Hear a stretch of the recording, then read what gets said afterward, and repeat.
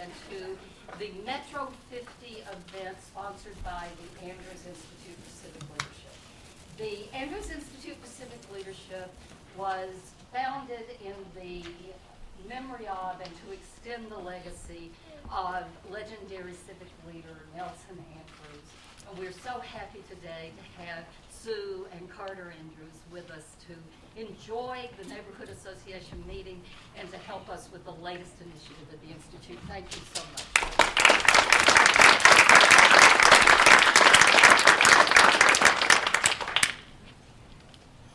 Before I introduce only our moderator, don't worry, I'm not going to introduce all the people at the table tonight. I want to acknowledge a couple of people here at Lipscomb who helped make all this possible. First, our provost, Craig Bledsoe. Where are you, Craig? Thank you. Thank you for your support. And our Senior Vice President for Strategic Initiatives, Nancy Magnuson-Durham. Finally, we know these things don't happen by accident, and so I have to acknowledge in absentia Lydia Lincoln, who's our executive in residence at the Andrews Institute, and who put this all together and promptly went to the West Coast to get married. So we are thinking about her, although I don't think she's thinking about us. And finally, Kathy Kate, our Director of Community Leadership Programs at the Andrews Institute, and also the new Executive Director of Leadership Tennessee, our latest initiative in leadership development here in the state. There are several reasons we wanted to do this. One is we do believe that Nashville is a model in civic leadership and in government. And what better way to acknowledge that than at the 50th anniversary of metropolitan government. The other reason we wanted to do it is that our mantra is that great communities are intentional, not accidental. And the people you're going to hear from tonight were very intentional in the development of their neighborhood associations. They include one of our students who graduated in the inaugural class of the Masters in Civic Leadership at Lipscomb and at the Andrews Institute, Colby Sledge, who is joined tonight in the audience by Stephanie McCullough, who's working with him on Nashville Next. Stephanie is also a graduate of the master's program and is responsible for bringing technology to engage more Nashvilleians than ever in the 2040 planning process. So we thank you for being here. And finally, we thank the students of the existing class. Raise your hand if you are here. Good, great, okay. This is the second cohort of the Masters in Civic Leadership, and all of them are engaged in one way or the other in making our neighborhoods and our community better. And finally, I want to acknowledge George Cate. Where's Mr. Cate? Who, with Mr. Siegenthaler, is one of the chairs of the Metro 50 Commission, and also, I'm not sure that Senator Harper is here, but they co-chair with Senator Thelma Harper the Commission on Metropolitan's 50th anniversary. And now, it's my pleasure to introduce a man that I am so happy to call my friend, who's been a mentor for more years than either one of us will admit, because we started working together when USA Today was launched in 1982. You know him as the legendary editor and journalist, as the defender of the First Amendment, and I know him as my friend. It is with great pleasure that I introduce John Siegenthaler. Thank you very much, Linda.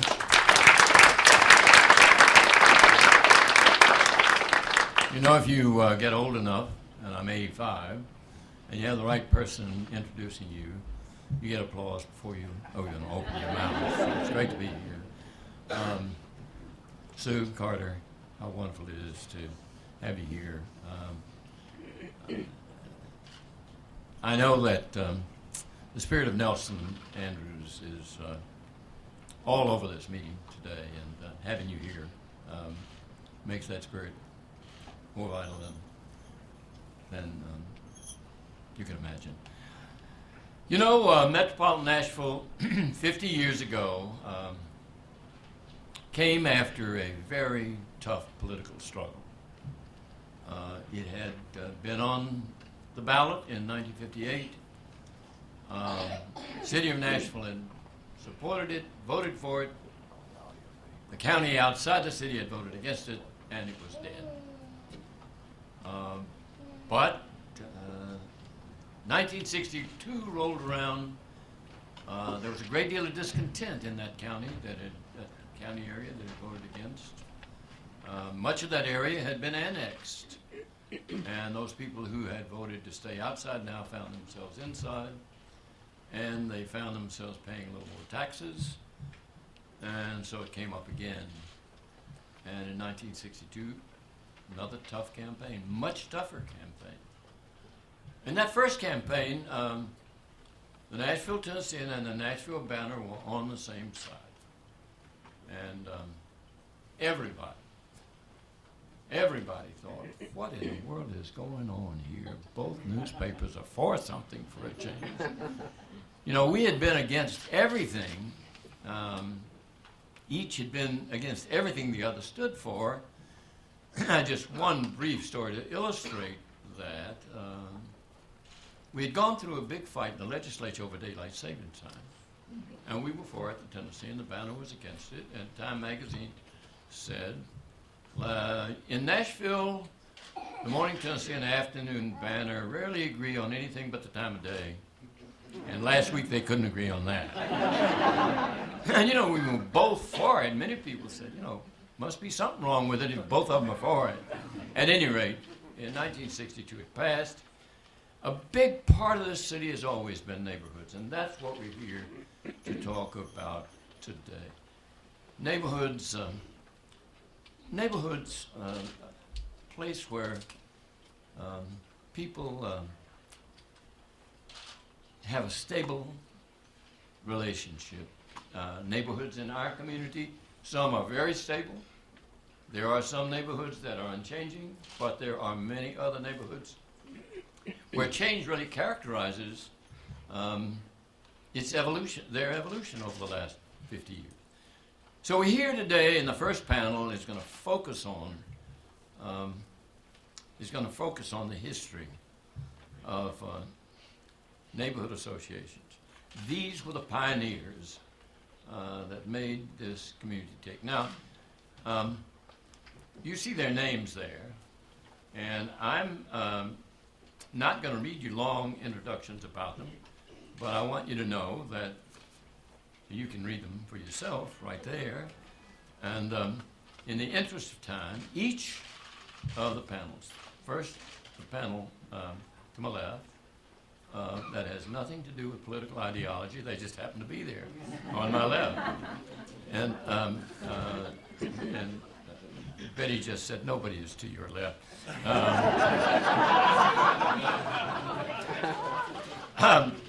But the names are there, and they're names that might be familiar to most of you.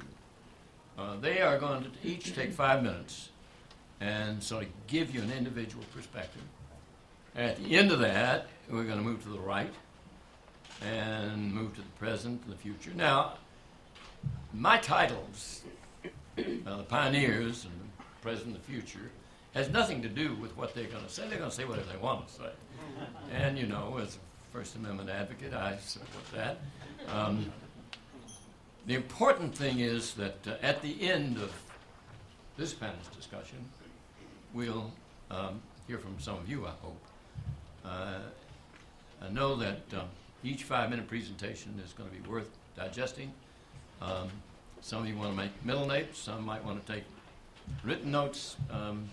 At any rate, we'll begin with Betty Nixon, whose public career has meant so much to metropolitan Nashville and to civic leadership. Betty? Is this on? Is it on? Can you?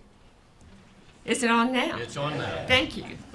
I wrote mine out because I only have 5 minutes and I really care about what I want to say. In the late 60s and early 70s, neighborhood groups were springing up across America. In part, they were a response to top-down governmental decision-making, and prime example of which was urban renewal.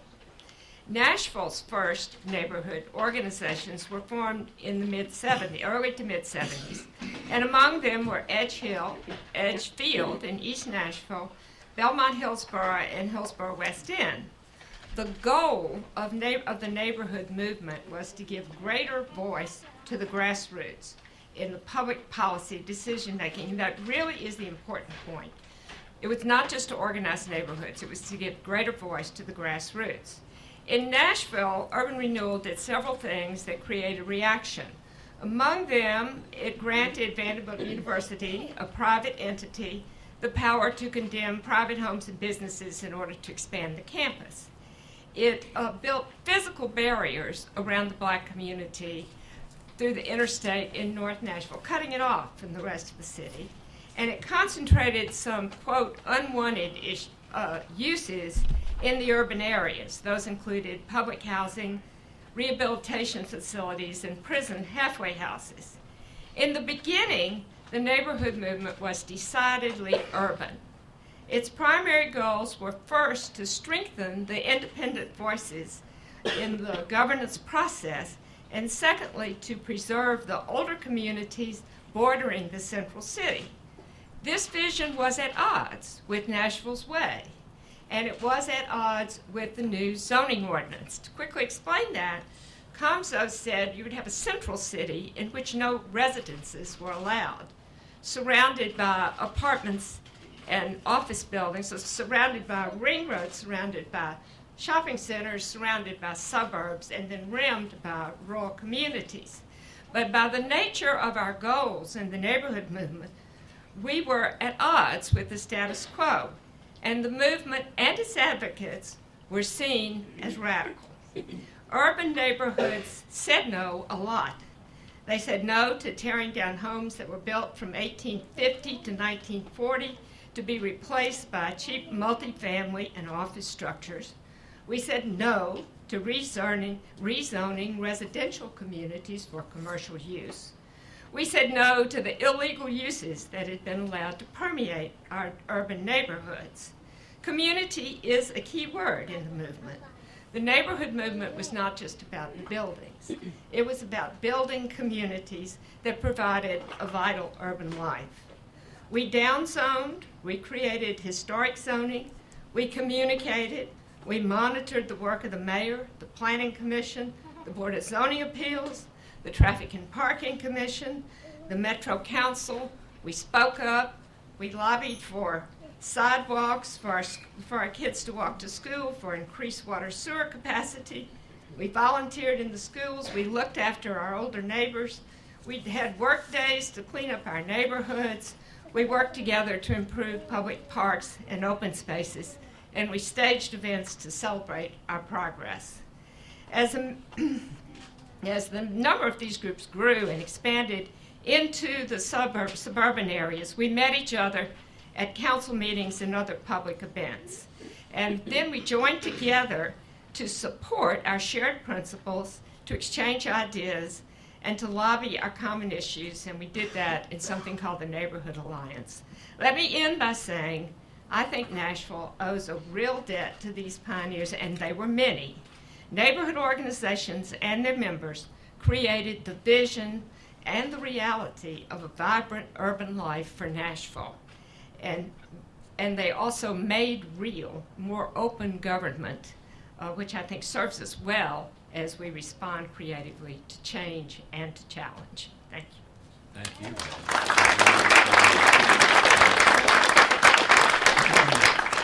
you. Reverend Bill Barnes, the floor is yours. Thank you, John.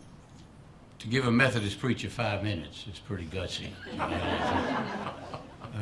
There's a timekeeper here somewhere that I want to avoid. He's looking at you all day. Okay, won't look at you. In 1966, I became the founding pastor of a congregation in the Edge Hill community. It was the first significantly integrated congregation in the city. We went not only with the idea of starting a congregation, but with carrying on a love affair with the community. We're on the threshold of a pretty massive urban renewal program, Betty. 2,100 families were to be dislocated in that neighborhood. Some of you know that those were replaced by things like the Beeman lot and Rochelle Center expanded, and United Methodist Communications got a piece of that, and so forth. It was a massive undertaking.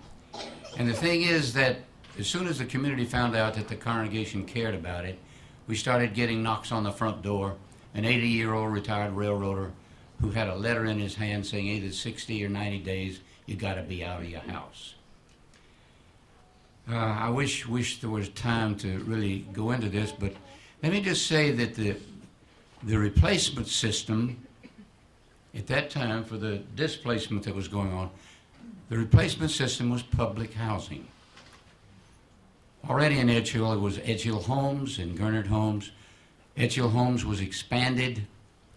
There was a whole new development up Hillside Avenue, Hardaway units, 300 units of, if anybody here knows Rick Bernhard would know, 235s, 221D3 with rent supplement. There was a whole additional 380 family units planned for north of Rose Park School.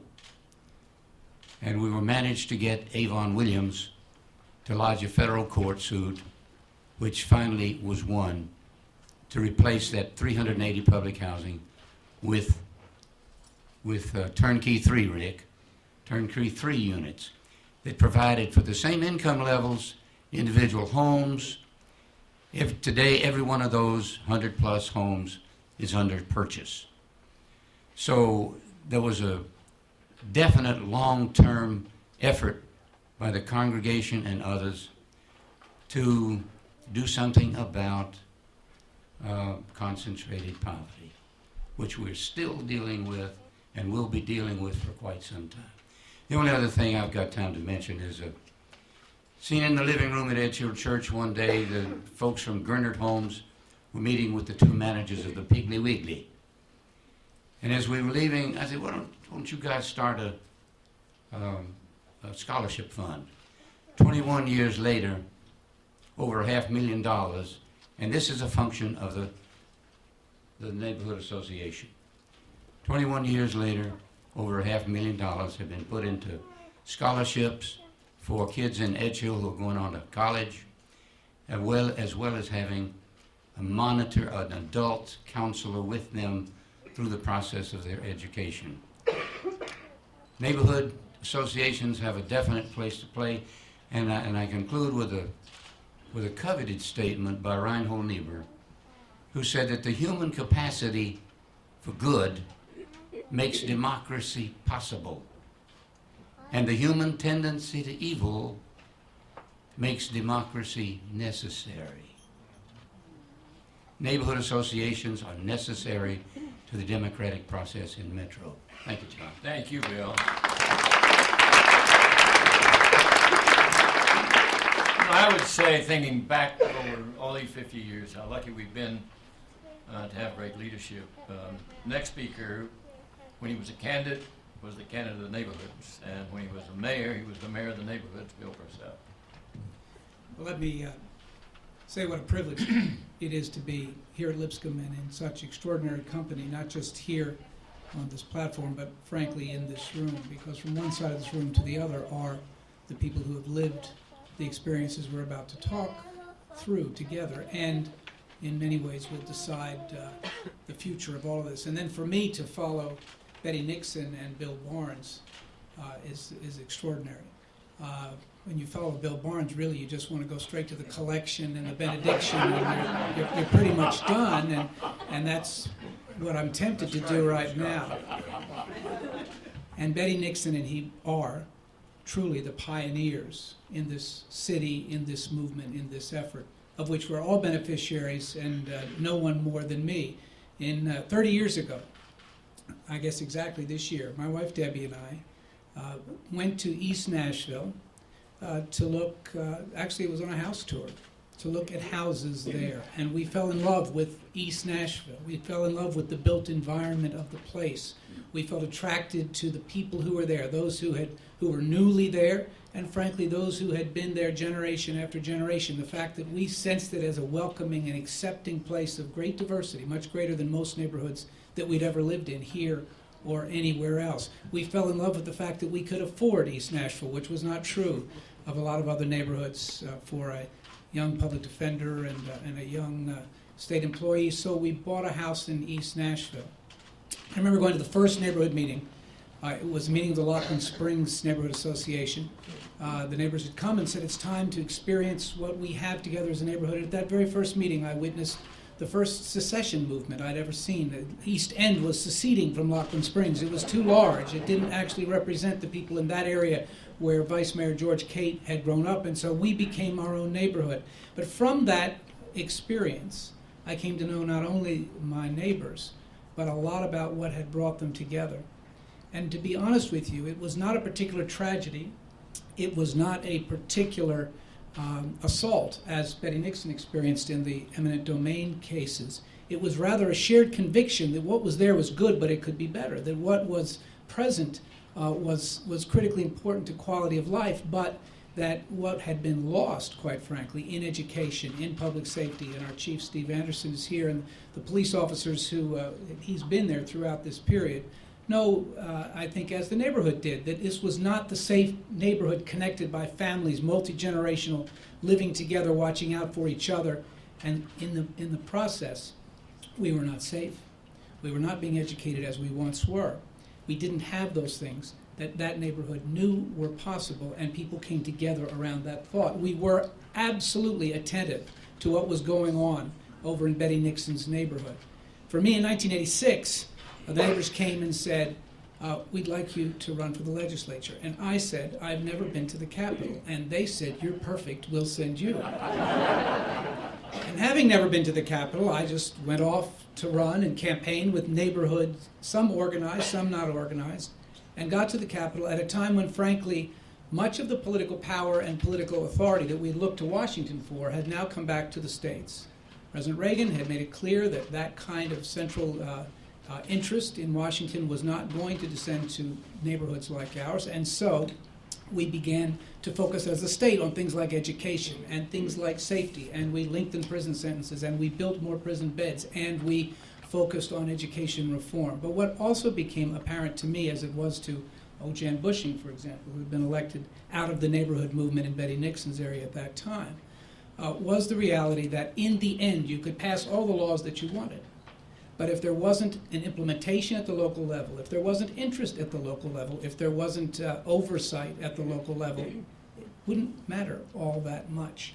And that was true in all of these areas that quality of life was so involved with.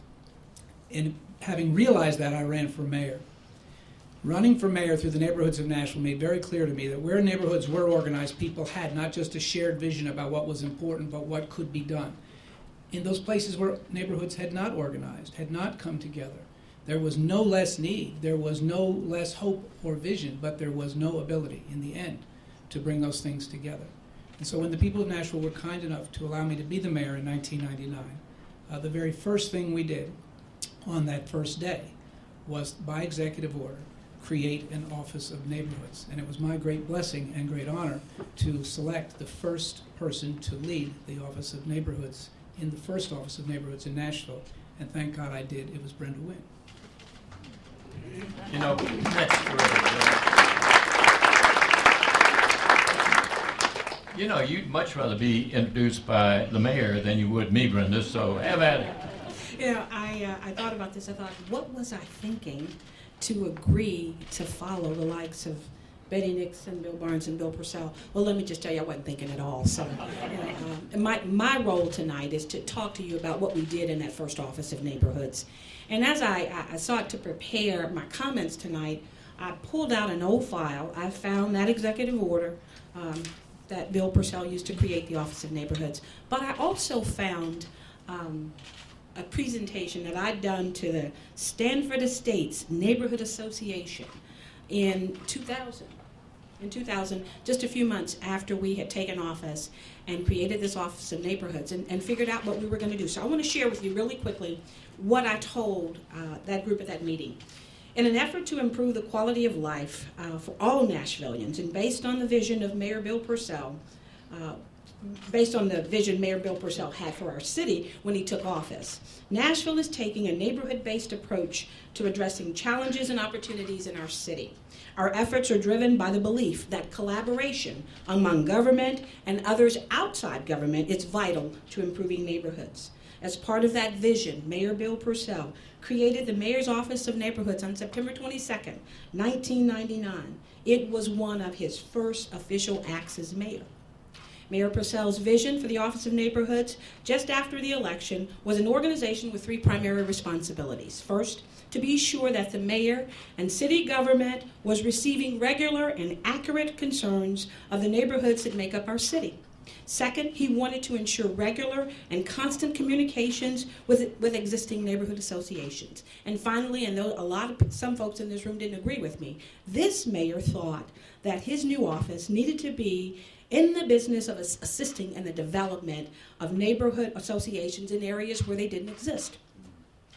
To help shape our vision, we came up with a vision statement and a mission statement. The vision statement was to create an environment where neighborhoods are empowered to solve problems and participate with city government in addressing issues of mutual concern. Our mission statement was to improve the quality of life in Nashville's neighborhoods through more active and involved citizens and enhanced governmental response to community needs.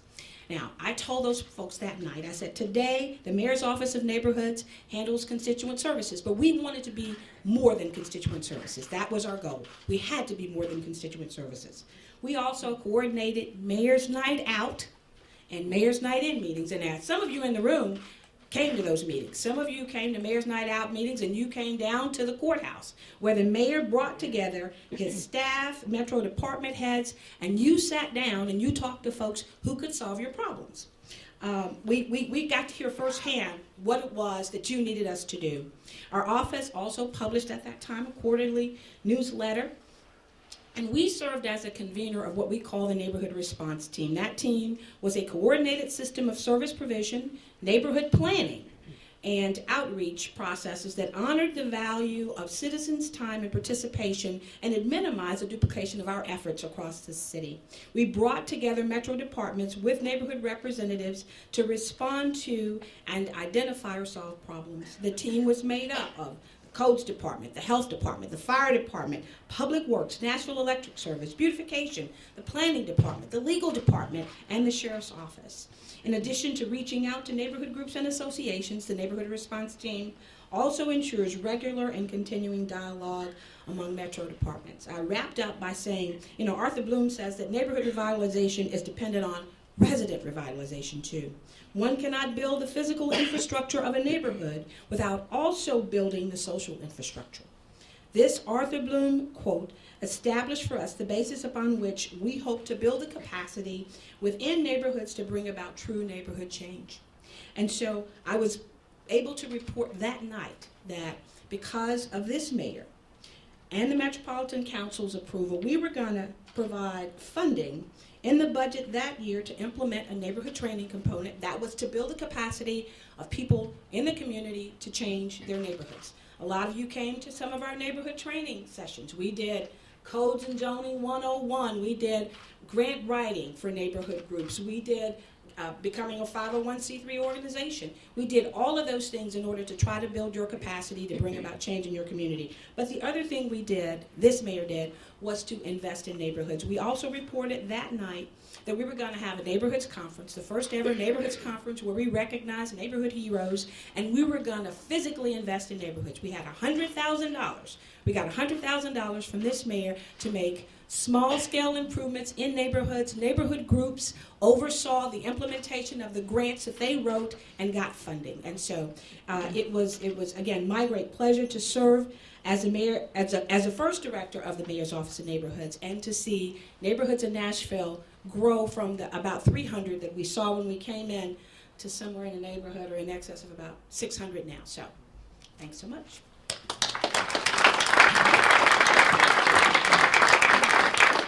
Well, we've really sort of been through a chronological evolution here, beginning with Betty, and now Billy Fields has tracked those neighborhood associations for a long time now. The floor is yours, Billy.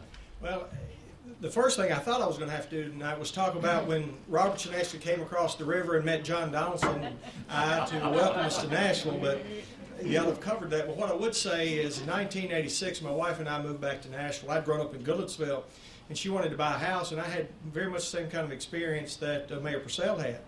But I grew up in Goodlettsville, so I knew what East Nashville was like. And she took me through the East Nashville, said, we're going to live in East Nashville. I said, oh, no, we're not. And it's dangerous in East Nashville. And she says, it's not, and we'll make it better. So my wife brought me to the neighborhoods in East Nashville. About the second year I was there, she took me to a neighborhood meeting, and the third meeting I went to, or fourth meeting I went to, I was blessed to be elected the president of Laughlin Springs. So for 3 years I was president of Laughlin Springs, and I realized that I did not know the president of East End, nor did I know the president of Edgefield. Now those were the three neighborhoods that were closest to me, and I didn't know, so I called them and we started talking, and they said, well, have you been to the National Neighborhood Alliance? And I said, no. I said, well, you need to find this guy named John Stern. And I said, who is John Stern? And they said, just go meet John Stern. So I found my friend John Stern, and he introduced me to other people like Patricia Toddy and Herschel Warren and Bob Cooper and Gene DeSoto, and I can go on and on and on, and I'll leave somebody out, and Chester Hughes and Tom Epperson and all the others that have really gone in and made a difference in the lives of the neighborhoods. You know, the police we've always had a great police department, but along this time period they decided they were going to be community police officers. Some of those community sergeants are in the room tonight. Chief Anderson continues to go to neighborhood meetings. He goes to more neighborhood meetings than the mayor's neighborhood staff goes to, I think, because if there's a neighborhood meeting, he's there. And because it's now important, there's a role for neighborhoods within this community. The government depends on the neighborhoods to help us make decisions. You know, from my perspective, I can't think of anything that I've had more fun doing is watching the neighborhoods evolve. Because I've been blessed. I think I was the 4th director of neighborhoods, and I think I was the 6th director of neighborhoods. They moved me around a lot. I don't know. I can't keep a job.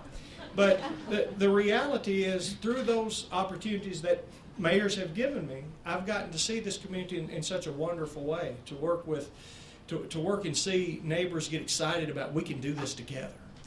Many of you are out there tonight. You've made it happen. The neighborhoods, from the time that Miss Nixon and Reverend Barnes and John Summers and some of the Jan Bushing and some of those other really genius others that were here, they made it easy for me to be able to come in and be a neighbor. They started paving the way in, and by the time when Mayor Purcell came into office, he said, this is important. Mayor Dean says, this is important. I don't know who the next mayor is going to be, but I surely hope and pray that they say it's important. The neighborhoods in Nashville that have organized, that have worked together, you can tell the difference when you drive through them, when you visit them. Those neighborhoods prosper. Those neighborhoods are excited. They are changing. Our goal and our role is to continue to support those other neighborhoods through the Neighborhood Alliance, through the Neighborhoods Resource Center that you're going to hear about. There was another little dream that was born on a napkin in a restaurant. Nashville's a special place. Nashville is different than other cities. Nashville is a great place to be. We're on the top of everybody's list because we deserve it. You have earned it. We have, as a community, we have arrived. We are the it city, not because the New York Times says we are, but because y'all have made us the it city. I'm not going to talk about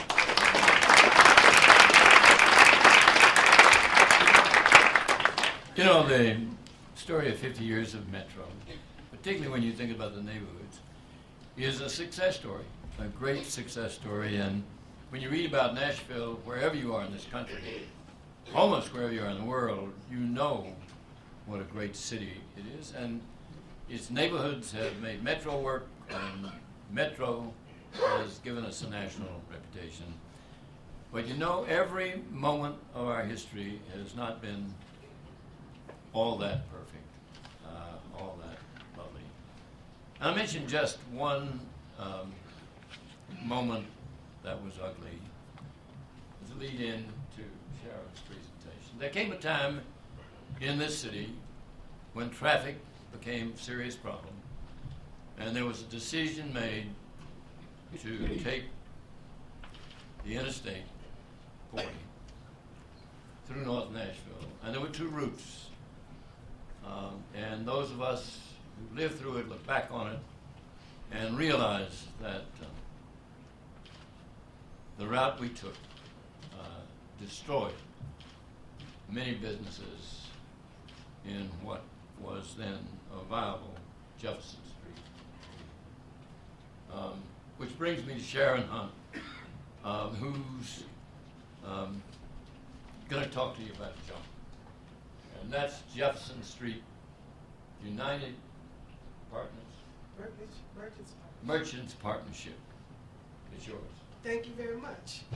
It is true. The interstate came in and knocked us down, but it did not knock us out. We are on our way back. It says what's happening now, we are doing it right now. I want you to know that it took all of the things that Betty, Reverend Barnes, Mayor Purcell, Brenda Wynn, and Billy Fields talked about. That interstate, talking about collaboration, talking about making things happen, talking about making a place safe. That's what the people said that they wanted. They wanted a community that was safe and aesthetically pleasing. And we have put together such a plan from a collaboration with MDHA. Cammie Woodall said that it could be done, and I believed her, and I got busy. I opened my mouth and begged. You know, I grew up in the 60s, and the Temptations said, ain't too proud to beg, so I begged for everything that I need in order to make something happen. And it works. It works. The collaboration, we have a Gateway to Heritage project, and that project is a landscaping beautification project on Jefferson Street. But not only is it a beautification project, it is a museum almost of history, a preservation of history in that community that went away when the interstate came in. We had relationships with Public Works, MDHA, Tennessee State University, all of these people coming together to make this a beautiful place. And when the people said in that Sub-Area 8 meeting, Rick Bernhard, because he had those meetings and said, we want to hear from the people. And they had all these wonderful greenways and all of these plans for these parks, community centers, but the people said we want to feel safe in our community. And that's what we're doing. And it was because of Mayor Purcell that we got some sidewalks over there, that people were able to walk up and down. They didn't need the greenways. We'll walk up and down the sideways, get us some lights so we can feel safe. And those kinds of things are happening. They also were talking about connecting Jefferson Street with other parts of town. We have a 28 connector now that is connecting us. Now we need some development on Jefferson Street between that Gateway to Heritage and the 28 connector for people to come and visit, because I just don't want cars passing us by. I want people to come to Jefferson Street and stop and shop. So we need some new development. Development is critically important in the revitalization of a community. But what comes first is the residents. Retail follows residents. And if you don't believe it, just think back on Fountain Square. A lot of people don't know that Fountain Square had a residential plan right along with the business plan of what was there. Residential plan did not get implemented. Therefore, Fountain Square was not successful. All of that is critical. You got to have the public, the private, the community, and everybody working together. I'm not sure how much time I have left yet, but I can tell you that what I'd like to see in a plan is that collaboration. Let me just say this real quick. We have a neighborhood stabilization program where organizations in the North Nashville community came together, and we received $3 million to build and to acquire and rehab homes in that community. And we have about 36 homes that have been built, and it's like brand new homes. And I'm so happy and pleased for people in that community to live. A plan is one that I love to see that's all-inclusive, intentional, and deliberately intentional, where all people, black and white, Jews and Gentiles, short and tall, fat and skinny, gay and straight can work together, and together we can transform a community. We can transform this city, a community at a time. Ah, there.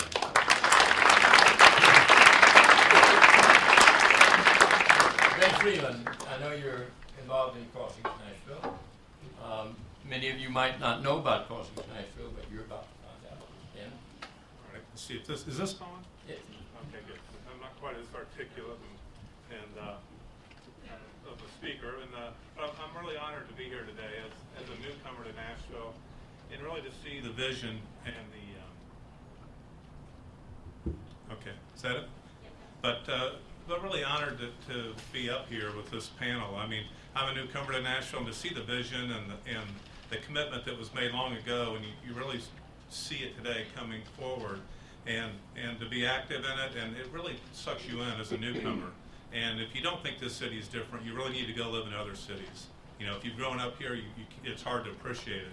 But I can tell you, coming from Florida and different cities, this is a great place. It's had great vision, great leadership, and I think the neighborhoods are where it started.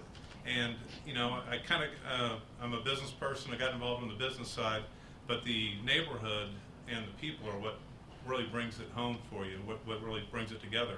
The Crossings Nashville Action Partnership, which was formerly the Hickory Hollow Action Partnership, was focused and organized to redevelop the business district there with the failing mall and really trying to find a direction for that business district. But it's grown into a lot more than just focused on the business side of the equation. And it was really brought together for business, government, and for residents to work together to really have a common goal. And that's really taken root and gone in many different directions that I don't think any of us expected. You know, we've got different committees from beautification that have cleanup days and help codes to really enforce the rules that are out there. We have a business development committee that works to bring new businesses to our area and really make it more attractive and promote the benefits of the community. We have community events to create spirit, from night out against crime to garage sales to concerts and festivals, and those things really put some fabric into the community. And we have a crime committee, works close with Metro Nashville. Talked about the police department and their the community-based efforts. It's unbelievable. Crime rates fallen dramatically there, and that's because of the relationship. When something does happen, people take notice, make adjustments, and we really get control of it early. And the brand, there's a whole committee just on the brand of the Crossings now, to how to redevelop that, how to make that a positive environment, how do you move forward and get people to want to stop and shop and live and move to a community. So you start getting that much activity, you get over 400 members.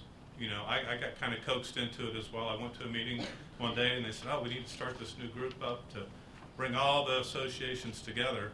And guess what? You get to be the guy. And next, you know, somebody said, what's my role here? I'm really the mouthpiece of a lot of people that have been working hard and long for a long time out there, and it's really a lot of fun.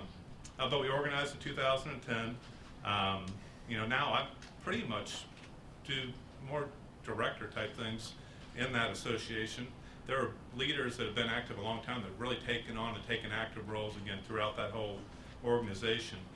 You know, when we work really hard to develop relationships with the mayor's office, with the Chamber of Commerce, with different groups and organizations that really, I think, have really helped that community move forward. And so there is a common voice. When there's something that goes on out there, there is a common voice and a purpose, and I think it's getting responded to well. And what I think that's brought to the area, we currently have Nashville State Community College opened a campus up last fall. Enrollment doubled this spring.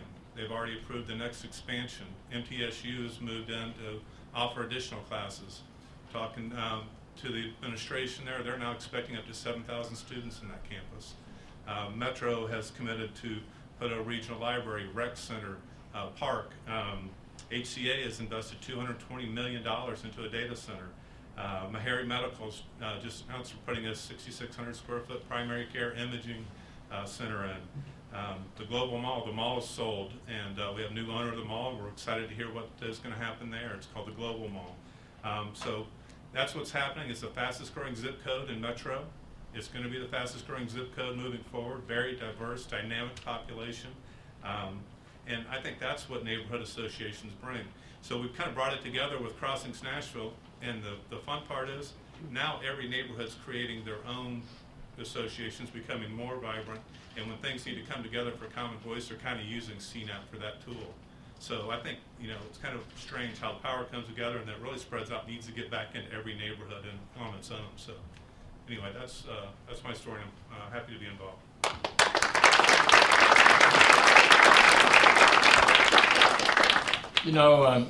Fabian Bedney represents the 31st district.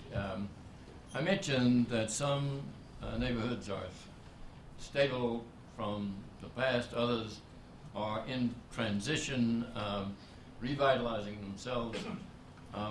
My guess is, Fabian, that in your district there is some of both. Yeah, that's correct. Well, first of all, thank you all for being here tonight. I'm honored to be speaking next to these people and in front of you. I appreciate you taking the time to come here. And I was asked to speak for 5 minutes about something that will probably take 2 hours, and is to explain the nature of Latino integration into the American way and how they become organized in neighborhoods and how they become a better part of the community. And I just can't do that, so I'm going to try to do my best. So I'll tell you a little story. My degree is in architecture. I'm from Buenos Aires, Argentina, and my partner, Maria Jose, told me one year, I'm going to go to New York City to work for Vignoli, a very famous architect from Argentina who was building this multi-million-dollar project on the Hudson. And so she went to New York, and when she came back about 4 months later, she started telling me a story that Vignoli had, this huge project, but he had to go to a neighborhood meeting to get the project approved. And for me, that was just amazing. What do you mean that he has to go to the community to get it approved? And well, yeah, that's the way they do things in the U.S. And so for me, it was a really amazing stuff, because in Argentina and in Latin America, there is no trust of government. Government is not there to really respond to you. It's just to rule you. It's very cumbersome. It's many times it's corrupt and inefficient. So there is a cultural issue. I think a big difference between the culture in Latin America and the culture in the U.S. So when we're trying to figure out how does somebody that has a baggage from Latin America come to the U.S. and become part of the community, you have to understand the difference, the cultural difference between the two groups. Now, because the government is so alien from the community becomes very social. You have this solidarity sense, this sense of community that there is really the only people that you can rely on are your neighbors and your friends. So Latinos, we tend to be very engaged with our friends and communities. So now people are in the U.S. and they are separated from their families and friends. When I came here, I was by myself in Columbus, Ohio. I didn't know anybody. So then there is all this process of trying to find a new identity, find a new way to belong and to be part of the community. And that takes a while.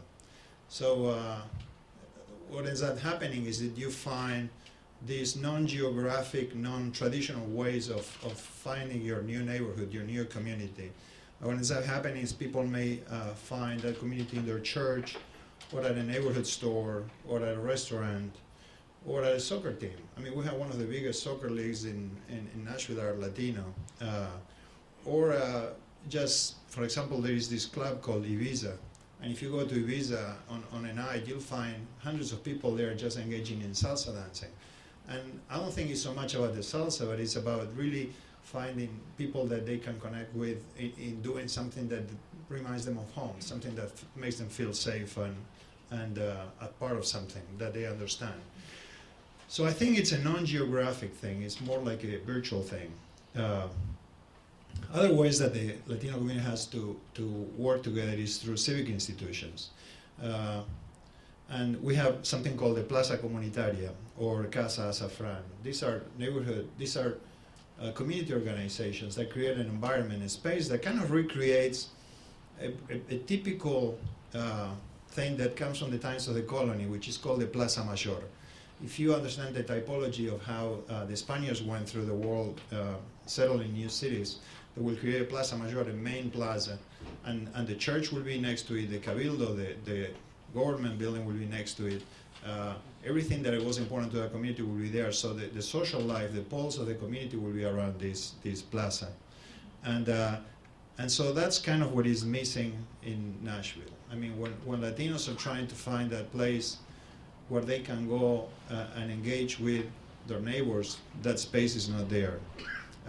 So they go to other places. Like, for example, we have El Protector, which is a great program from the police department that creates this neighborhood, these community events that end up being extremely popular. I mean, you'll have like 3,000, 5,000 people that will attend this meeting.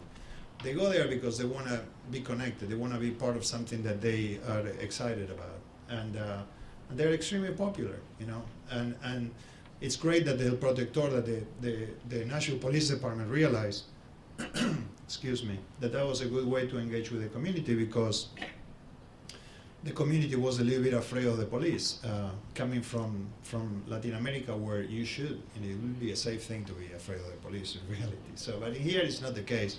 So to have El Protector was a good way to start relearning your relationship with government.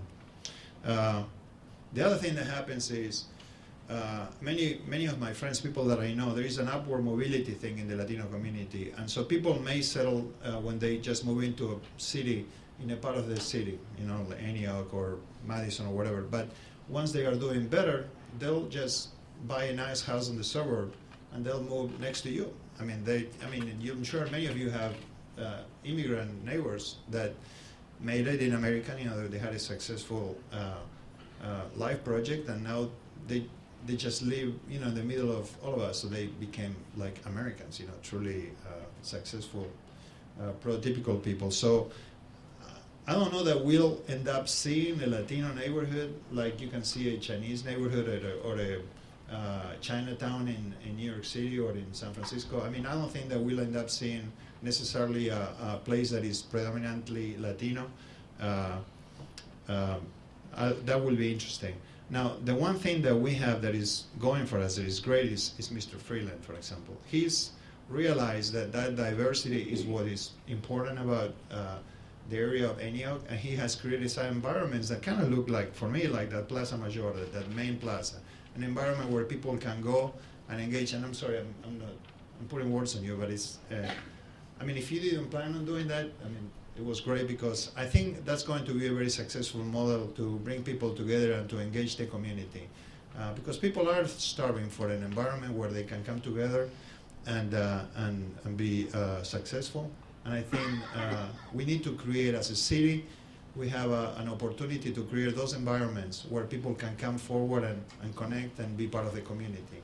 And that's kind of the way I wanted to close. I mean, I don't think it's going to happen necessarily just from the immigrant community or from the Latino community. I think it's going to require that we as a city also engage and create those spaces so people can also be part of the community. So, thank you. Fine, thank you.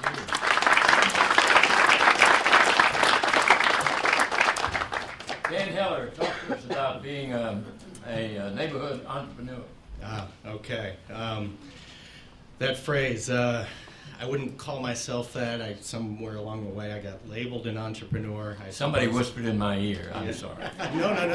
No, it's written here, and you're not the only one, certainly. I'm slow on reading. I whispered in my ear. Seeing opportunities, taking risks, maybe in that sense. I do have a business. I'm a developer in East Nashville. And first, let me just say, I can't believe I am on this panel. It is really an honor. 10 years ago, I never would have expected to be on this panel with all of these guests. But I think about Billy Fields, who I met 10 years ago. We worked on some community projects together. To Sharon and Fabian, just didn't expect to be here, so I'm really, really grateful. And feeling very lucky, not just to be here, but to live in Nashville at this point in time. We are ascendant. We are burgeoning. We've all read the national press, but it's a really exciting, very dynamic time to live in our city. And I feel really grateful to focus very myopically on one tiny slice of East Nashville. And What I've learned over the years in various businesses and from my dad, very lucky to grow up in a culture that valued certain things. One was to help make the world a better place. Deeply ingrained in our family culture. And for those of you who aren't familiar with some of the projects that I've done, if you've been to Mitchell Deli in Inglewood, that's the area that I focused on and probably the main reason I'm here. It was a very rough neighborhood, very scary in a lot of ways, and I think some of the policemen can attest to the fact it was a hub for lots of drugs, lots of violence. Why I moved into a house right across the street is still beyond me, but I would hear gunfire. I did not know how bad it was. I had the opportunity to acquire some of the commercial buildings across the street, and there was a point at which I had to send a signal to the community that there had to be some changes there, and there were bars on the windows.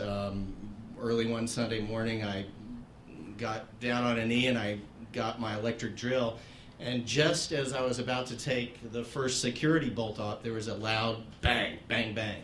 And I thought, really, I've made a terrible mistake. I will get shot, I will go bankrupt. It was a very risky proposition, but I had faith, and I found a lot of inspiration in the relationships that I developed while being there, a lot of faith in the established community associations. And living in that neighborhood, I think, is unique. I don't know of a lot of developers that wasn't a developer at the time, but somehow the culture of the neighborhood, the people, the relationships, brought out in me a kind of focus that I hadn't known before. And as a result, long story short, simple things make a big difference. Took off the security windows, cleaned up the trash, painted, put in security lights. Over a relatively short period of time, it unleashed this wave of community support. Invested in a courtyard that fulfilled the function of some of the things that Sharon and Fabian and Billy have talked about, which is to create a safe place where people can come and gather, to stop and shop. And it signaled that there was a new attitude about what that commercial corner could be at Riverside and McGavick. And within a short period of time, it started to snowball, and it attracted different kinds of businesses. As a developer or property owner, we have choices to rent to the status quo. We can rent to a title loan company or maybe a discount tobacco mart. Thank God Mitchell Deli came along. Great sandwiches. I feel very lucky. That is a big stroke of luck that he happened to come along when he did, and a little coffee shop. So in a way, people have said, you know, the role that I've played on that tiny little corner is something of a curator, because we really, and it wasn't me, but I listened very carefully to what the neighborhood was asking for. And as a result, we were able to create this really nice collection of businesses that fulfilled, I think, more of what the potential of the neighborhood could be.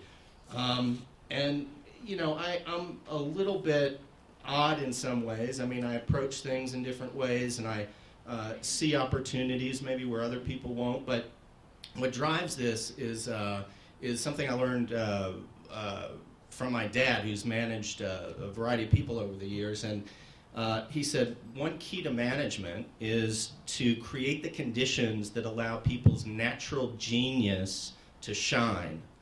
And I took that attitude, something I grew up with, it was a philosophy, and I kind of brought that into my neighborhood. I thought, what conditions will allow the natural genius of the neighborhood to shine? And it really has had a very positive effect on my life. It's created opportunities that I wouldn't have otherwise had. I'm very, very grateful to all the relationships, the people that I've met and known just in the short time that I've been in East Nashville. And it allowed a foundation to create another project called Urban Green Lab. And if you go to urbangreenlab.org, you'll learn a little bit more about this very unique community center, which is adapting and evolving to some of the changing conditions of the neighborhood itself. But it's a place people will be able to go to learn about urban agriculture and solar energy and weatherizing your home. It'll be a place to bridge that gap between thinking and doing when it comes to living healthier, living more sustainably, saving money. And it's something that's quite unique, not just in Nashville, but as we understand, there are very few places like this in the country. And I'm really thrilled to have a team that is coalesced, a community team, all volunteers, that is coalesced around this idea. So it takes this idea of transformation and it brings it to what I think most people are seeing as a higher level. We're leaning towards something that really is going to have an impact and set a model, not just for our city, but for perhaps other cities, for how communities can come together for a higher purpose. So I think that's all I have to say. I'm right at my time, but thank you very much for listening. Thank you. Well, Yolanda, you had the Neighborhood Resource Center. Yes. Talk to us about how that center can help facilitate change, the sort of change that Fabian Bednet and others on the panel talked about. Well, it's difficult to talk about the Neighborhoods Resource Center without recapping much of the history that you all have already shared. So I'll do my best to not reiterate the things that have been said, but the Neighborhoods Resource Center is designed to be just that, a resource to neighborhoods. And we define a neighborhood as a place where people live, play, work, worship, shop, or go to school. And regardless of whether a neighborhood association has been in existence for 10 years or 2 years or 6 months or just starting up, we recognize that all neighborhood associations, there's still room for improvement and need for help. And that's where we come in.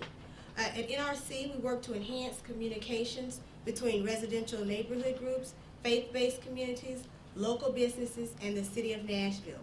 We provide a forum to share information, identify concerns, discuss issues, and resolve conflicts. In the early 1970s, there were only a few neighborhood organizations in Nashville. But by the early 1990s, there were dozens of new neighborhood associations being formed. And with over 250 groups being identified by 2002. But with all these new organizations came many questions. How do we get started? How do we deal with various problems that are occurring in our community? And the Neighborhoods Resource Center arose out of that direct need from the Nashville Neighborhood Alliance. So when new organizations were being formed, the primary source of resource and support was NNA. But it was an all-volunteer organization. And NNA found itself unable to provide the in-depth attention and specialized services that the neighborhood movement needed. NNA decided to form a sister organization to do just that. And out of that, the Neighborhoods Resource Center was born. And at that time, it was decided that they would focus on 3 major areas of neighborhood support. And those would be leadership training, community organizing, and information services. The services at the NRC have continued to evolve today to include a state-of-the-art geographic information system, capacity building workshops, job-based economic development, neighborhood technology training and deployment, as well as intentional, intensive neighborhood organizing efforts. We are built on the philosophy around using principles of asset-based community development. The Neighborhood Resource Center supports residents and other stakeholders as they build community upon the strengths of the neighborhood. Through training sessions, providing technical assistance, and individual coaching, we support neighborhood-based associations as they map their community assets and mobilize its capabilities. Through this work, grassroots community leaders are creating and strengthening institutions, relationships, and processes that support healthy, viable, and sustainable communities. This past year, the Neighborhood Resource Center assisted 23 neighborhood groups. We helped to create 85 new partnerships. We trained 214 neighborhood leaders, and we participated in 321 community improvements and were instrumental in assisting 349 citizens to assume leadership roles within the community. We define community building and organizing as continuous, self-renewing efforts that are led by community residents, focused on collective action, aimed at relationship building and problem solving, and build a stronger community. We also believe that data can provide a unique picture of local communities by providing information on indicators such as household income levels, age and education level of a population, and the Census Bureau data can tell us race and ethnic makeup of a community and how a population has changed over time. With this type of information in particular, we find it useful to help demonstrate the need for resources within a community. And so we teach others how to use Census Bureau data and other data tools effectively and efficiently to make decisions within their community. So how does all of that fit together? Well, when problems are overwhelming, people want to know, where do we begin? And so I'll give you an example of an initiative that we're working on now. 5 women were murdered in 2 years. They were found in vacant homes in the North Nashville area. The Neighborhoods Resource Center sponsored a meeting with residents and other stakeholders and created the North Nashville Leadership Council. The group met several times and identified several priorities and possible solutions. So where did they start? Well, they needed to know what was the cause of this. The vacant houses. They were a staging ground for crime and drug activity. We assisted in organizing a survey of one small neighborhood, and we found 63 vacant homes. The North Nashville Leadership Council then met with the Codes Department and began tracking the status of these abandoned properties. And since then, many of them have been demolished or repaired. However, crime continued to be a problem beyond the vacant houses. And since the neighborhood leaders had already built a relationship with the police, we facilitated a relationship between the police and the city, where that group also received funding to put security cameras throughout their neighborhood. Well, then that led to another conversation, is what would we do with those that were getting off the street? Well, that led to employment. That led to a discussion around job training and employment for those who wanted a fresh start. At that time, the North Nashville Leadership Council partnered with several job training agencies and agreed to make personal contact with people needing work, churches, and other neighborhood leaders. Over 175 people attended the job fair, talking to employers and training programs and learning about the expungement of criminal records. So then you say, what happens next? Well, then there's a role for elected officials in all of this, and how do they make a difference? In July 2012, this same group decided to co-sponsor a political forum for residents to hear about candidates running for state legislature, school board, and other offices. Over 200 people attended this event, and more than any other forum we've held. Candidates responded to specific questions about problems in North Nashville, the future development needs, and much more. So where do you begin for neighborhoods? We suggest that all it takes is just that, starting with that first step. With that beginning, we've touched on crime, policing, housing, employment, and more. And as you can see, neighborhood associations are a valuable tool for helping to improve the lives of those in a given community. All a neighborhood group has to do is just to begin. And we believe that if we continue to work together, we will create a better community shaped by and shared by all, one neighborhood at a time.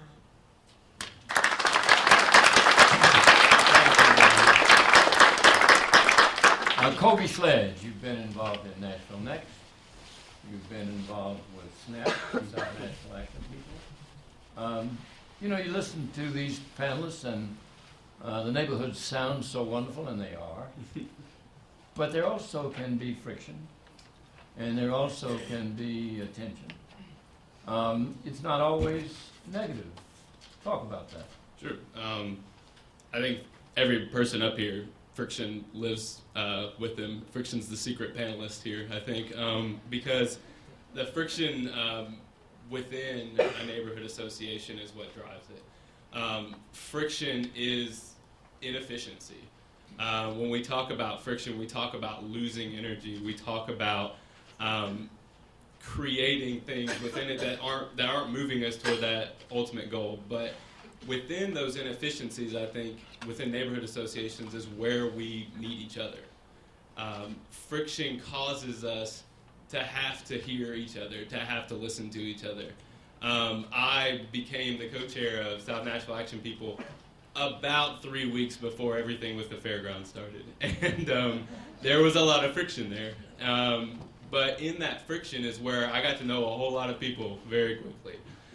When you're trudging in the snow the week between Christmas and New Year's, meeting people at their door in their pajamas, you get to know some people. And that friction is what taught me what it means to be part of a neighborhood. Not a neighborhood association, what it means to be part of a neighborhood. Friction, I think, refines what a community needs. It refines the desires of a community. When we go through friction as a neighborhood group and we're trying to determine what it is that our various constituencies are looking toward and are desiring between the person who's lived there 40 years and the person who's lived there 4 months, we clarify that picture. We find out what the identity of our neighborhoods are through that friction. And I think finally that even though friction takes away energy, and it costs a lot of energy to be an integral part of a neighborhood, it also creates energy. It creates a spark. It creates several sparks throughout our communities and throughout our neighborhoods.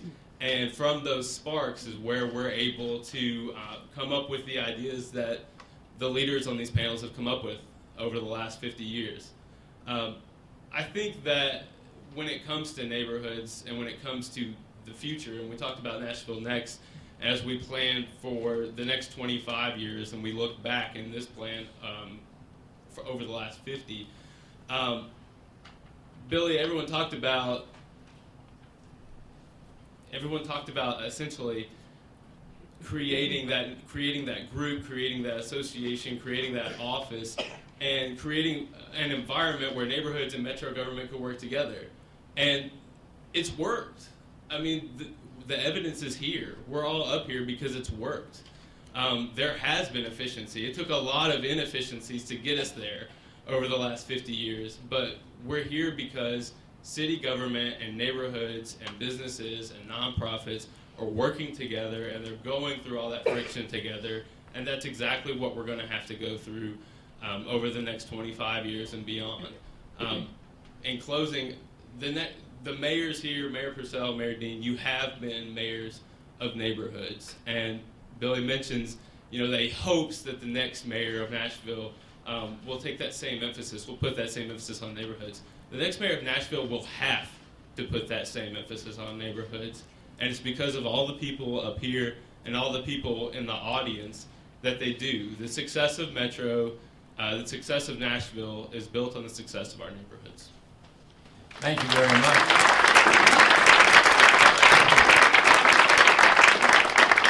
Well, it's time to go to you for questions or comments. And I want to begin by asking you to join me.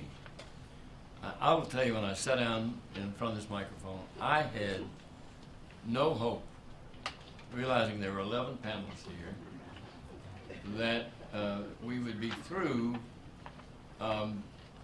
at the moment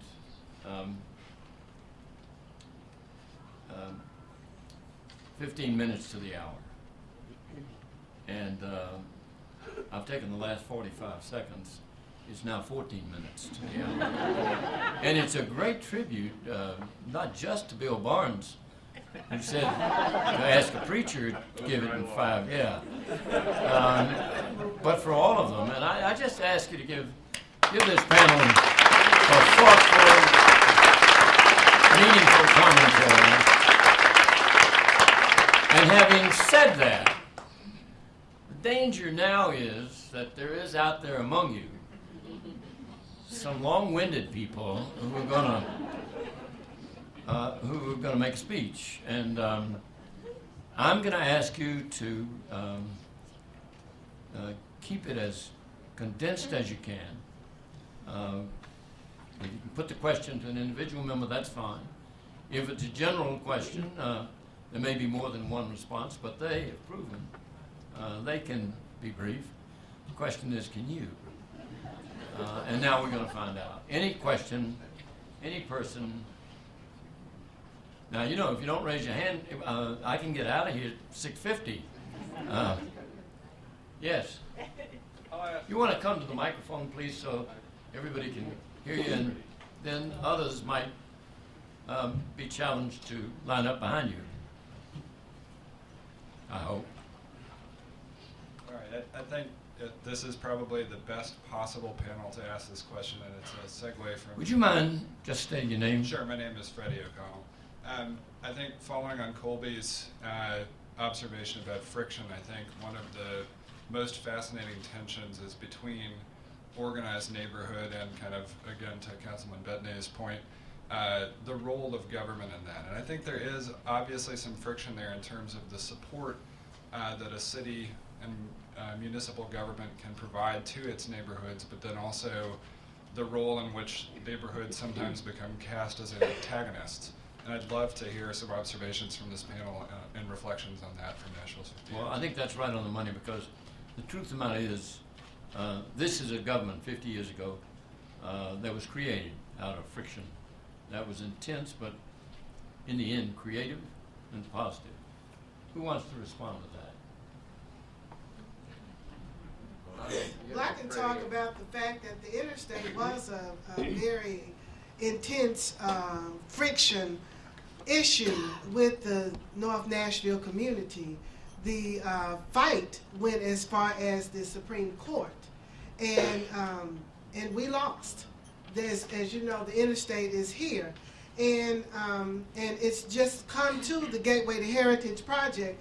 It's not necessarily restitution for what happened to that community, because there's much more that we need to have done in that community for us to say that we are satisfied with what's been done to recover us from that.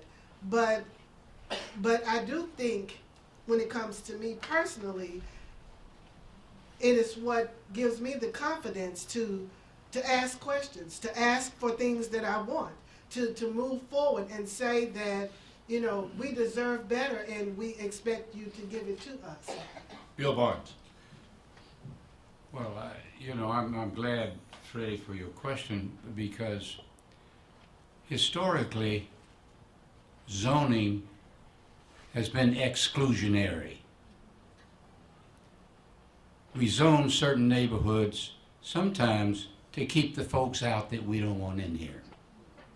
If you read the history of Detroit and Chicago, other cities, you find that the word NIMBY, not in my backyard. Now, are we overcoming that? Are we looking for a more diverse kind of population, which affects education? Diversity affects crime. It affects the quality of schools in neighborhoods. It affects employment records, etc. So that's to say, if you talk with the folks at Woodbine, even the folks at Habitat and so forth, you'll find that there have been difficulties in neighborhoods because we don't want certain folks there. Now, we're on the way, I hope, to overcoming that. There's got to be, Freddie, the willingness to see diversity in neighborhoods that we haven't always accepted. All right, a question. I think if my I could guess comment is... real quick on that. I'm sorry, go ahead, Ben. On that friction, I think the way that I've seen the associations and the different entities work through these issues is mutual respect. When you lose that, you lose your ability. If you think you're going to bulldoze through a situation one-sided, that's when it becomes impassable sometimes. And you just need to keep that mutual respect, and it's like any relationship, marriage, anything. At some point you're not going to agree, but you got to respect the other person's point of view and keep moving. And I think that's kind of the secret ingredient to get through that. Thank you. I think we're about to hear a question from a student. Am I right? Yes. So will you tell us who you are? My name is Diamond Bass. I'm Courtney Hubbard. Do you both have the same question, or are we going to have two? Oh, it's the same question. Okay. My granddad, he was a part of, like, he used to come to all the associating, the neighborhood association meetings, and I was wondering if there is, like, a program for, like, teenagers to get involved with to help out. Yeah, it's called your neighborhood association. Honestly, because in my neighborhood we have a very wide range of ages, and my board as of 2 years ago was a bunch of people who probably weren't even 10 years older than y'all sitting down and saying, okay, we're a neighborhood association now, what do we do? And from that, we grew and we figured out and we met the people on this panel and the people in this audience, and we learned what it meant to be a part of a neighborhood and part of a neighborhood association. And there may be other outlets out there, but I would tell you, you find your neighborhood organization and you get involved, because that's the first step to knowing exactly what to do. John? Yes. There's also, however, the mayor's youth council, and you have the mayor here who establishes a youth council by executive order, and you have Tom Ward from Oasis Center over there who has the role of operating it. So before you leave, you have a chance actually to connect up in a very special and personal way with the people that can connect you directly to the government. And I would just remind you, go ahead, Dan. I'd say, and do what you're doing right now, is show up and ask questions, and you'll find the path pretty quickly. And congratulations. And I would just remind you that young people your age and just a little older changed the character and color, complexion of this city 50 years ago, and we're all indebted to them for that. Next question. Thank you all for helping to make Nashville and the world a better place. I really appreciate this meeting. In an effort to improve civic leadership, given term limits on Metro Council, could this panel comment on citizen connections to city commissions? Specifically, your opinion on whether directors and chairs of Metro commissions should be elected by citizens instead of appointed. Thank you.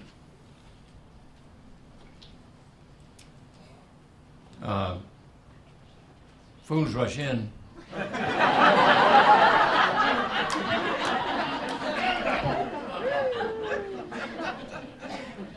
Betty, you've just been elected by 2 bills to your left. Well, the network of commissions and boards in the charter 50 years ago was an effort to bring other voices into the government, and it was a good thing. I think what some of us who kind of rebelled, as you could tell from my comments, was that we also needed outside voices that were not appointed by the mayor and approved by the council, who had a more independent approach to some of the things that were going on in the city.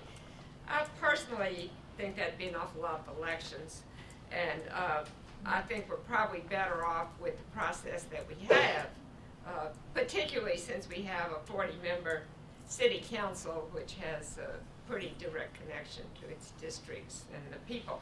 I will say that when I ran for council the first time, I created a map, and John published it in his newspaper. We did it on a piece of plywood that showed where all those, how many are there, 400 or so, live. And Belmead looked like an anthill at that time. And the rest of the city looked pretty blank. And I think one of the things that the activism of the grassroots has done is to create a much more representative system. Yeah, I was going to comment that Sure. mayors over the past few years have focused on recruiting individuals to serve on boards and commissions who didn't come from particular neighborhoods, and so we have to applaud their efforts for creating a more diverse group of boards and commissioners who represent the city. Mr. Siegenthaler, if I could, I guess I'm Fine, Billy. I guess I'm privileged. I've got to work for 4 mayors and 2 commissions over the last 25 years, so I've got to see it from both sides. And the one thing that I do know, mayors take a great deal of time, put a great deal of effort into trying to figure out what should the composition of boards and commissions, what should they be, and because they have that kind of global search, they're looking to make sure that the right expertise and the right skill set and the right combination of people from around the county go into it. And I've been blessed to work for commissioners, and they were the boss, right? Once a month they met, they could fire me on the spot. So I worked with them very closely, and I as a citizen, I'll tell you, I think it works. I'm not sure how we would elect them, but when the folks were figuring it out, and with Mr. Cade and all the others back then, they made a great decision with all the boards and commissions that we have. Having said all of that, when it doesn't work, and sometimes it doesn't, the best antidote, the only known antidote to my way of thinking is political leadership. And I see Janice Santini, I see Jason Holloman, I saw Ronnie Stein here earlier. Political leadership, connection to political leadership, and underlying all of that, neighborhoods. That's where you go when it's not working the way it should work. You know, it was a tough question that was put, and I'd sort of like to put it in a different context to this audience and ask you to show your courage, as members of this panel have shown theirs. We have an elected school board. There was a time when we had an appointed school board. If you talk to people in this community, there still are disagreements about that. I'm going to ask two questions. How many of you, well, I'll ask one question. How many in the room would favor an appointed school board over an elected school board? Raise your hand. 1, 2, 3, 4, 5, 6. I got it. Everybody else on the other side, raise your hand if you're in favor of elected school board. I didn't think I was at first, but I think it's worked pretty well. And so what we've proven really is there are about 3 dozen gutless people in the room.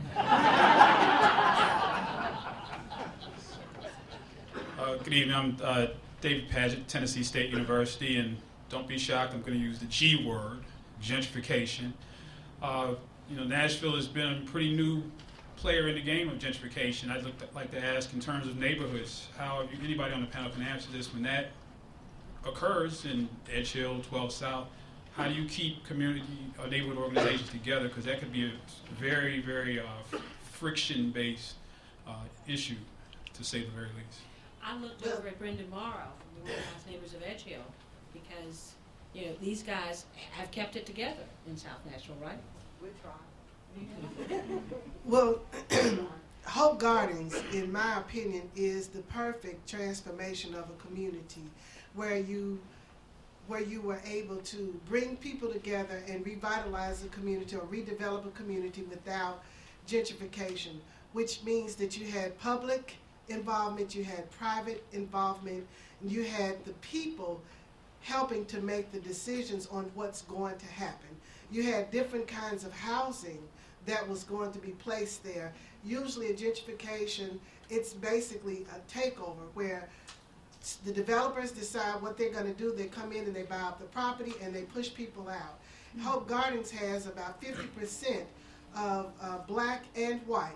The developers of that community were basically about 75% were black developers that built the homes in Hope Gardens. You've got some interracial couples that live there, and it was just a ideal situation of people coming together and working together. And you also have young and old people there. There's a family that has 5 generations that's been in Hope Gardens. So I look to that as a model of how you transform a community through redevelopment and revitalization. And it takes all of the partners coming together to make that happen and to take away gentrification. The bad parts of it. Yeah. Bill, go ahead, Bill. Yeah, the couple of responses to that, and it is an extremely interesting and important question. Organized Neighbors of Edge Hill now, faced with sweeping gentrification in parts of the community, is trying to develop a project on the east side of 12th Avenue. A project that is multi-unit. There's even been some agreement on the part of the Section 8 folks at MDHA to put a certain number of Section 8s in there in order to create diversity. That diversity is a commitment of the neighborhood association. There are 400 plus inclusionary zoning ordinances in this country now. Inclusionary zoning usually works with any development. The oldest, I guess, is Montgomery County, Maryland. Any development has to have 2%, 3%, 5% affordable housing in any development to ensure the fact that in the long term we're going to have diverse neighborhoods and not concentrated poverty. Or the sweep, the commanding sweep of gentrification. There's no way to really stop gentrification. An able buyer, willing seller is operating and will operate. As in the case of O&E, you've got to take some initiative to see that it doesn't rule the roost. Betty? I just have one other comment. I live in the Vanderbilt area, and when I bought the house there coming back to Nashville, there were families that wouldn't let their children spend the night with my children because they thought I lived in a dangerous neighborhood. And but Nashville's going to have to be more tolerant of some density, and fortunately that's true in my neighborhood to some extent. We built high-rise for elderly. We have alternatives, but not enough. I mean, Nashville tends to be want to divide itself, and we have to become more tolerant of densities that accommodate the coming single household family, not even a family, single person. We have to become tolerant citywide of having halfway houses, really, not just in certain neighborhoods. We've got to get away from concentration and toward inclusion. And it's hard. It's tough. If I may, can I? Sure. Fabian? Well, so we assume that holding on to a community is a good thing. It's a very valuable and important thing that we want to test whatever development idea we have with the idea that we want to hold on. At the end of the day, that community needs to remain there if they want to. So there are tools that we can use to that effect. If a community starts to develop and taxes go up, the people that live there that are on a fixed income, they won't be able to stay. So if we are serious about trying to hold on to that community, then we have to create tools to be able to let those people be able to stay on those homes without having their taxes to go up because the property values went up. The other issue is that you will see with families where you have retired people or people with disabilities or people that are unable to keep up their houses is that as the houses start to deteriorate, codes will write them up, and then they don't have the money to repair their homes, and they end up having to move out. I just got a phone call recently from a gentleman that was asking me if I could, because I work with a nonprofit on the side. My main job is the councilman, I guess. And so he told me that if I could help him paint his house because he got right up by codes, and I said I couldn't. He said, well, I'm just going to have to move.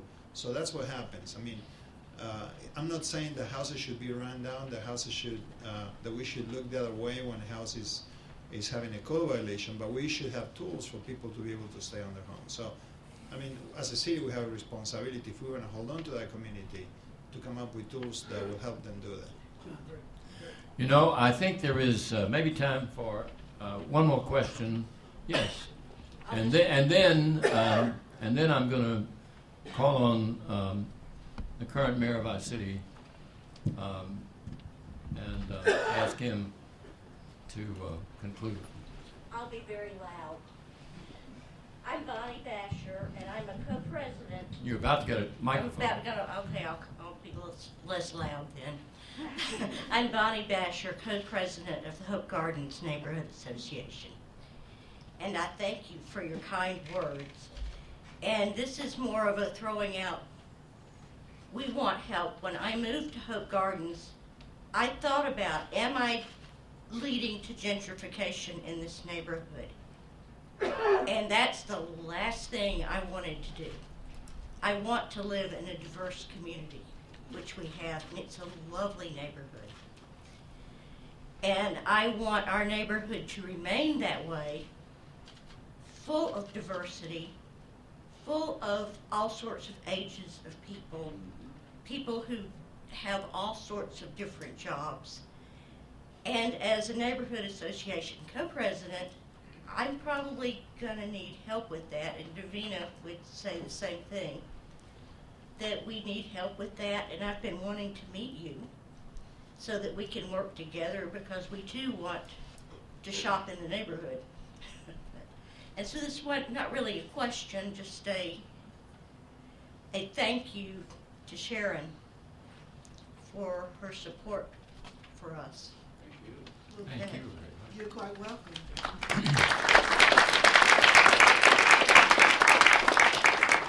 Well, depending on how long the mayor talks, we're going to get through on time.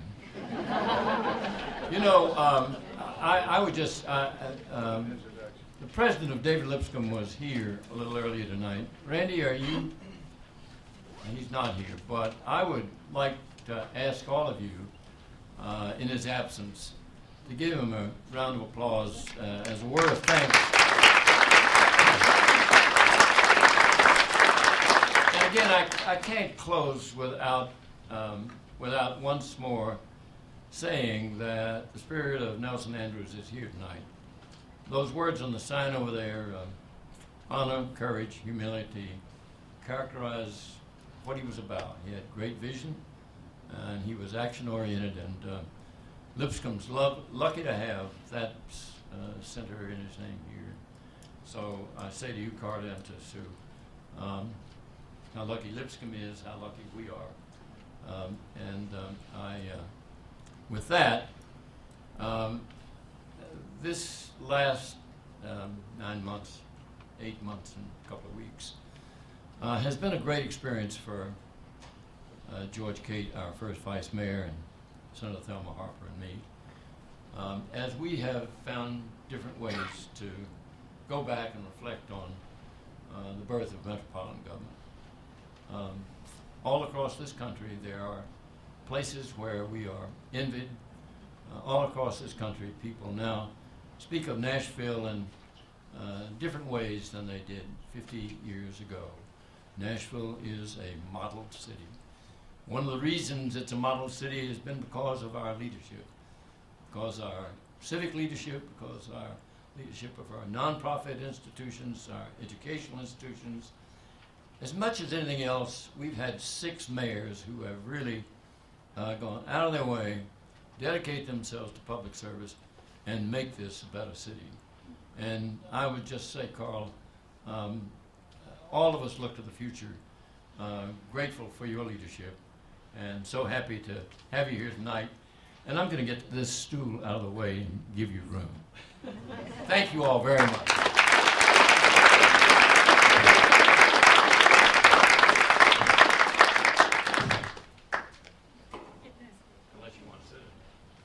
Well, the stool is tempting, but I wouldn't meet the time limit then. That'd be the problem. Well, first let me start off and thank Lipscomb and Linda and Lydia for putting this event together. We appreciate all the hard work that went into it. And I also want to thank all the panelists. This is truly a great panel of people who have, over the years, done so much for our city and will continue to do a lot for our city, and I appreciate that so much. Your hard work builds the foundation of neighborhood organizations and gave neighbors a voice and a vehicle to better communicate with the city and to establish a two-way street of engagement. As noted in the panel discussions, 50 years ago, the citizens of Davidson County and the city of Nashville voted to create the first fully unified government in the United States with the passage of the Metro Charter in 1962. This decision was a revolutionary one, and it's a decision that I think this 50th anniversary celebration has been wonderful, and it's been great working with John and Thelma and George on it. But one of the things I don't want us to do is to take it for granted. Bill knows this because I served Bill as his law director when he was mayor, that they don't get as much attention as other news stories do.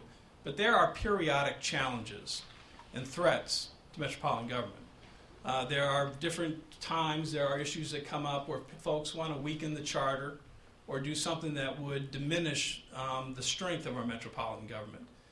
And so I would just ask you to be vigilant and to be supportive of the charter because it has made a huge difference in the success of the city. The decision that we're going to celebrate at the culmination of the 9-month celebration that we've done in April will be an opportunity for us all to celebrate the accomplishments here. And this has been a particularly interesting year. You know, we've had a lot of national attention. The New York Times said we were the IT city, which is great. And we have a show called Nashville on TV. And I can tell you I was relieved when they finally elected a mayor. It was like a load off my mind. And then my ultimate favorite was Condé Nast, which came out in the great travel magazine in January, and said there were 5 cities in the world that you have to visit this year. You have to visit this year. Those are Toronto, Ontario, Amsterdam in the Netherlands, Seoul, South Korea, New Orleans, and Nashville. And so I know what you're all thinking. You're wondering, how the heck did Toronto and Amsterdam make that list? I don't know how they did, but I know how we did. And it's the people of Nashville, and it's the character of our neighborhoods and the quality of life. One of the things that we always talk about when we talk about people moving to Nashville, or new businesses starting here, or new businesses moving here, is that if we get you here, you're going to want to stay. And I think that's no coincidence that the past 3 mayors are not Nashville natives. We got here as fast as we could, and we figured out we loved the place, and this was a place of enormous quality of life. And so all those accolades are great. But one of the key things that I think about is when I go to bed at night and when I wake up in the morning, I'm not thinking about what the New York Times says or Condé Nast says or what's going on in the TV show Nashville. I'm worried about Nashville. And the things that make strong neighborhoods, the things that make a city strong, are a commitment to having good schools. I can sum up the challenge for schools is to be in a position where when young people are making a decision where they're going to raise their families, we want them to pick Nashville because of the schools. When a business is deciding whether it's going to expand and where it's going to relocate, we want them to pick Nashville because of the schools. And the same thing applies to public safety. We got a great police chief, Steve Anderson. I know that some of the work he's done and the police department has done working with neighborhoods has been absolutely exemplary. But the fact is that another important value for a city is to be safe. And if you can create safety and you can create safe neighborhoods, the folks like you all and the folks on the panel are going to build up strong neighborhoods, and the government's going to have an involvement in that.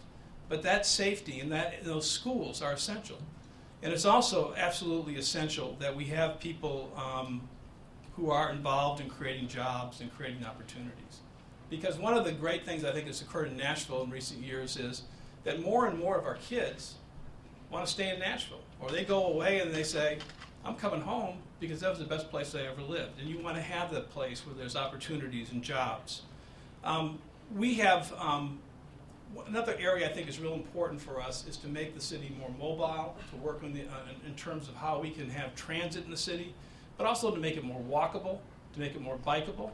And so that's been a major interest of mine. And I know that many of you have had the pleasure, or I've had the pleasure of walking with you a couple times for 100 miles and doing a variety of 5Ks and other things, and that we have brought in more bicycles. But that's something we need to be doing more of. And one of the best stories I heard during all of this different walking we've done, and we'll be doing more in another month or two, I had the honor to give a T-shirt to a woman named Ruth Hesse, who is 95 years old, and she walked 100 miles on her own in the halls of her senior citizen living center, which was a remarkable achievement. So we need to continue to work on improve on areas, never get complacent, never think we're at where we need to be. We need to always keep working. So one of the things I want to just mention tonight as a sort of a sneak preview of something that will be coming from the Mayor's Office of Neighborhoods very soon, and let me introduce Courtney Wheeler, Courtney is the head of the neighborhoods now, relatively new in the job, and she's going to do an outstanding job. But as many of you may know, I've challenged businesses and organizations throughout Nashville to step up and show how big an impact they can make in livability in our city through the Mayor's Workplace Challenge. Things like the Walk 100 Miles and other things. And basically it's focusing on volunteerism, which is really vital for the city. I mean, the story of the city, in terms of at least the flood in 2010, was the volunteerism of this community. Environmental work. I think Nashville needs to be the greenest city it can be, and we need to keep working on that path. And then working in an area where we can be healthier. That's clearly a challenge for us. So we're going to honor, about 200 businesses have participated in the challenge. We're going to have some honors for that in the very near future. But we are now working on, and Courtney will be unveiling shortly, a neighborhood challenge, which will be challenging neighborhoods to work in those areas, to work to get healthier, to work to have a more environmentally friendly city, and to work in a city that encourages volunteerism. And that will be a major thrust I think you'll see in the next 6 months going forward. But finally, the city works because of the citizens, and so I thank you for that.